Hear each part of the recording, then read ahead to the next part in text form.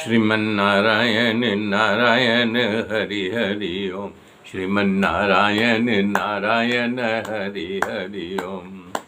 हे श्रीमन्नारायण नारायण हरि हरि ओम। श्रीमन्नारायण नारायण हरि हरि ओम।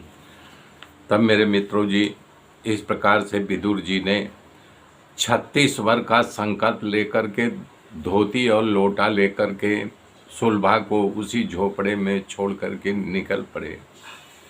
मैंने कल गलती से, मेरे मित्रों क्षमा करना, उद्धव जी के जगह है मैत्रेय जी बोल दिया था, यह हमारी त्रुटि है। तो उद्धव जी की वार्ता है ये। तो निकल पड़े। जहाँ जहाँ भगवान शंकर विष्णु सब मूर्ति थी वहाँ वहाँ विदुर गए। भगवान वेदव्यास जी ने भागवत में लिखा है इन्होंने कि तीर्थयाटन करते समय विदुर जी पवित्र और उत्तम वृत्ति का निर्वाह करते थे। जहाँ जहाँ भी यानी भगवान का मंदिर थे वहाँ वहाँ जाते थे, दर्शन करते थे। शरीर का कोई श्रृंगार नहीं करते थे, लंगोटी पहन करके विचरण करते थे ताकि उनको कोई पहचान न सके कि यही विदुर जी हैं। और साधारण भोजन करते थे, भगवान जिससे प्रसन्न हो ऐसा वो सब व्रत किया करते थे। इस प्रकार यात्रा करते करते विदुर जी प्रभास तीर्थ में आ गए, जो सौराष्ट्र में है प्रभास तीर्थ। तब तक महाभारत का युद्ध समाप्त हो चुका था। उनको लोगों द्वारा पता चल गया कि महाभारत का युद्ध जो है समाप्त हो गया और पांडव जीत गए।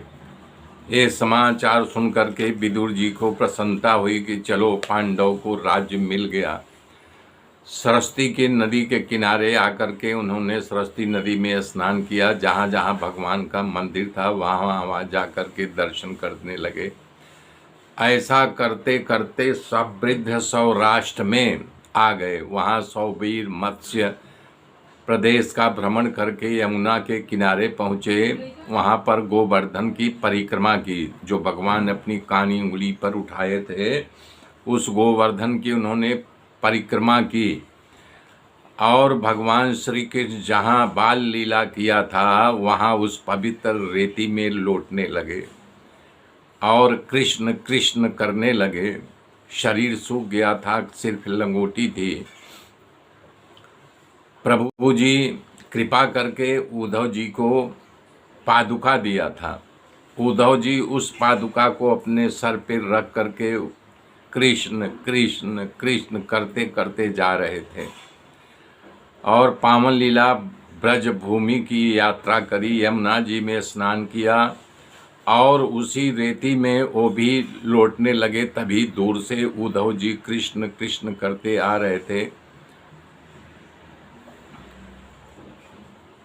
तो उद्धव जी ने कि यानी विदुर जी कृष्ण कृष्ण करते आ रहे थे। उद्धव जी ने सोचा कोई कृष्ण भक्त होगा, परंतु जब नज़दीक आ गए देखा है तो विदुर जी हैं। तब उद्धव जी दौड़ पड़े। उन्होंने कहा विदुर।